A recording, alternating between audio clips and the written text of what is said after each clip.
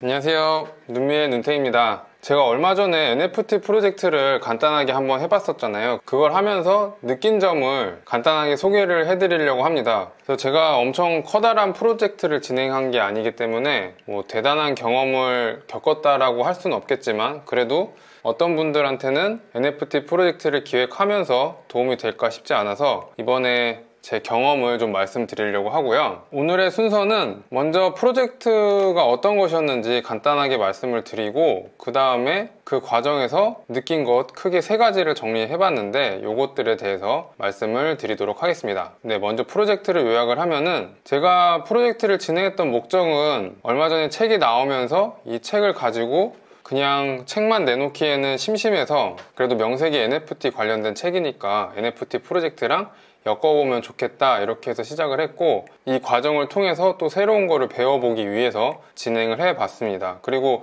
NFT 프로젝트를 한 번도 참여 안 해보신 분들은 제가 진행하는 거에 참여를 해봄으로써 전반적으로 이런 과정을 통해서 진행이 되는구나, 이런 경험을 드리고 싶어서 진행을 했고요. 그래서 이 프로젝트는 결국에는 제가 돈을 목적으로 한 건 아니었고, 이렇게 저도 배우고 그리고 참여하시는 분들도 새로운 경험을 드리기 위해서 진행했다고 할 수 있습니다. 그래서 일정은 굉장히 타이트하게 진행을 했었어요. 보통 많은 프로젝트들이 한 달, 길게는 두 달 이런 식으로 많은 홍보 과정을 거치고 디스코드에 사람들을 모아서 진행을 하는데, 저는 거의 일주일 만에 후다닥 진행을 했거든요. 왜냐면은 저는 많은 사람들을 모으는 것 자체가 첫 번째 목적이 아니었기 때문에 그냥 이 프로세스를 진행을 해보는 게 더 중요했거든요. 그래서 굉장히 좀 빠른 시간에 진행을 했습니다. 그래서 아마 제가 5월 말쯤에 공지를 처음 했고, 그 다음에 며칠 후에 AMA라는 걸로 해서 제 프로젝트에 대해서 다시 한번 좀 말씀드리고 질문 받고 이런 시간을 가졌었고요. 그 다음에 6월 4일날 화이트리스트를 마감하고 5일날 프리세일과 퍼블릭 세일을 같이 진행했습니다. 이때 같이 진행한 이유는 제가 민팅 페이지를 작성을 결론적으로 못하게 돼가지고 실력이 안 돼서 못했거든요. 그래서 그것 때문에 프리세일과 퍼블릭 세일을 그냥 같이 진행을 했고요.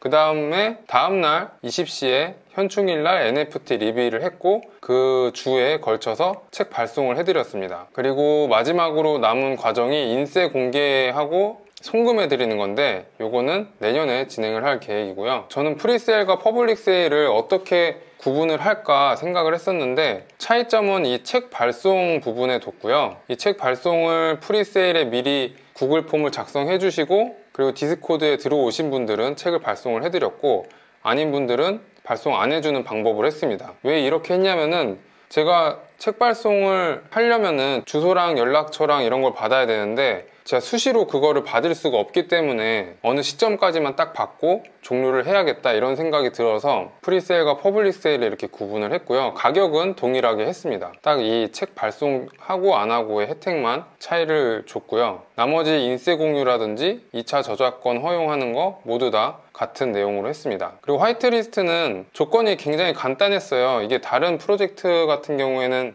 트위터에 리트윗을 하고 디스코드에 어느 정도 글을 써가지고 레벨을 올리고 이런 것들의 조건이 있는데, 저는 굉장히 심플하게 디스코드 가입하고, 그리고 책을 받기 위한 구글 폼 작성, 그리고 언제까지 해달라, 요 세 가지 조건만 달아서 진행을 했습니다. 그리고 홍보는 홍보라기보다는 그냥 제가 진행하고 있는 것들을 공유하고 공지하기 위해서 개인적인 소셜미디어 채널에 이렇게 올렸었고요. 이 영상 올리고서 그 다음날까지 모두 다 제가 갖고 있는 채널에는 업로드를 했습니다. 그리고 지인들한테 몇 명 좀 알려줬어요. NFT 안 사봤으면은 한번 내 거 사봐라, 책도 주니까 혜자다, 이런 식으로 해서 지인 몇 명들한테 좀 얘기를 했었고, 그리고 제가 지금 MKYU라는 인터넷 강의 플랫폼에서 NFT 관련된 수업을 듣고 있는데, 거기서 한 분이 제가 이런 프로젝트를 한다 하고 홍보를 해주셔가지고 거기서도 몇 분이 또 참여를 해주셨습니다. 그래서 외부 단톡방에 한번 홍보가 되었다, 이렇게 말씀드리겠고요. 그래서 홍보 부분은 굉장히 제가 빈약하기 때문에 다른 사람들의 사례를 많이 참고하시는 게 오히려 더 도움이 많이 될 것 같습니다. 그래서 이렇게 프로젝트를 하면서 느낀 점을 하나하나 간단하게 또 말씀을 드려볼게요. 먼저 스마트 컨트랙트 관련인데요. 제가 코딩을 배워본 적이 한 번도 없었기 때문에 이 스마트 컨트랙트를 작성하는 게 생각보다 좀 어려웠어요. 저는 단순하게 조립식 조립하는 것처럼 설명서만 딱딱딱 보면은 이게 잘 진행이 될 줄 알았는데, 생각보다 이해가 안 되는 부분도 있어가지고 영상을 몇 번씩 돌려가면서 공부를 나름 했었고, 이거를 완전히 하는데 제가 거의 현충일 연휴 2박 3일 동안 낮에는 거의 요거만 붙잡고 계속 영상 보고 직접 해보고 이런 식으로 시간을 많이 투자했거든요. 하루에 한 5시간씩 해서 한 10시간은 최소 넘게 시간을 투자했었던 것 같습니다. 그래서 굉장히 많은 시간이 걸렸고, 코딩에 대해서 기본적인 지식이 있으신 분들은 아마 더 쉽게 할 수 있을 거라 생각이 듭니다. 그래서 이거를 하다가 막 뭐 한 부분에서 계속 막히니까 아 이거 괜히 한다고 했나 이러면서 살짝 후회하기도 했었는데, 또 그 막혔던 부분이 제대로 풀려가면은 또 그때 오는 희열도 엄청 나더라고요. 그래서 나름 스트레스도 받고 재밌게 진행을 했습니다. 직접 스마트 컨트랙트를 짜서 진행하실 분들은 이 영상을 제가 더보기란에 남겨놓을 테니까 간을 한번 보시고 진행을 해보시길 추천을 드리고요. 대신에 이렇게 시간을 많이 투자한 만큼 얻을 수 있는 것도 있었는데, 제가 막연하게 NFT가 스마트 컨트랙트, 메타데이터, 디지털 컨텐츠 이런 식으로 이루어졌다라고만 알고 있었는데, 이거를 직접 연결시키고 작성을 해보니까 뭔가 좀 더 깊이감이 깊어졌다고 해야 될까요? 아, 이게 실제로는 이런 식으로 연결이 되어 있구나 하면서 뭔가 이해도를 높일 수 있었습니다. 그래서 저한테는 개인적으로 굉장히 좋은 뜻깊었던 시간이었던 것 같아요. 그래서 다른 분들한테 이제 설명할 때도 좀 더 자신감 있게 설명을 할 수 있지 않을까 생각이 듭니다. 그 다음에 제가 NFT 프로젝트의 타겟 자체가 NFT를 처음 사보시는 분들을 대상으로 생각을 했거든요.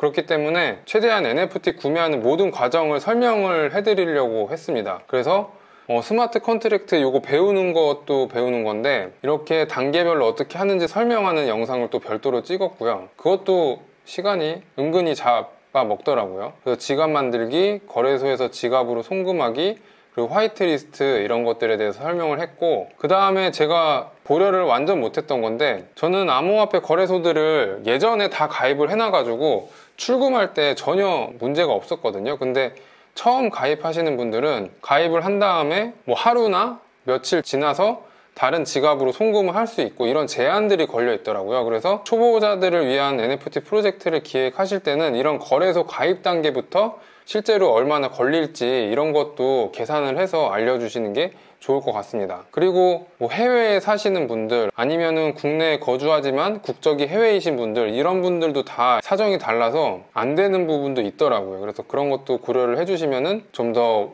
완벽한 프로젝트가 되지 않을까 싶고요. 그 다음에 클레이튼에 대해서 또 몇 가지 느낀 점들이 있었어요. 먼저 클레이튼의 장점은 제가 봤던 영상이 클레이튼으로 강의가 되어 있거든요. 그래서 무료 강의 영상이 있다, 이게 가장 큰 장점이었고, 물론 코딩을 좀 알면은 그 영상을 보고 이더리움이나 솔라나 같은 다른 블록체인으로 NFT를 발행할 수 있겠지만 저는 그 정도는 아니기 때문에 클레이튼으로만 할 수 있었습니다. 그리고 수수료가 저렴하다는 건 알고 있었는데 실제로 해보니까 굉장히 저렴하더라고요. 그래서 100개 발행했을 때 3클레이 정도 나왔습니다. 그러니까 최근에 클레이가 거의 300원밖에 안 하기 때문에 1000원 정도 수수료가 들었죠.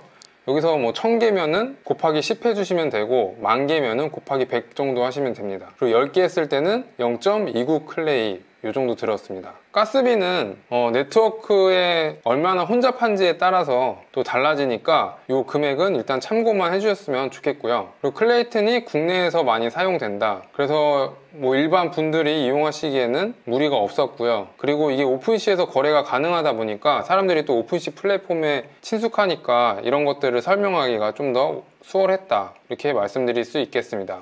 그 단점으로는 이게 해외에서 거주하신 분들이 클레이를 사서 뭐 송금하고 이런 게 좀 복잡한 것 같더라고요. 암호화폐 거래소 가입하는 절차도 우리나라랑 좀 다른 것 같아서 이런 것들에 대해서 불편함이 있는 것 같다라는 생각이 들었습니다.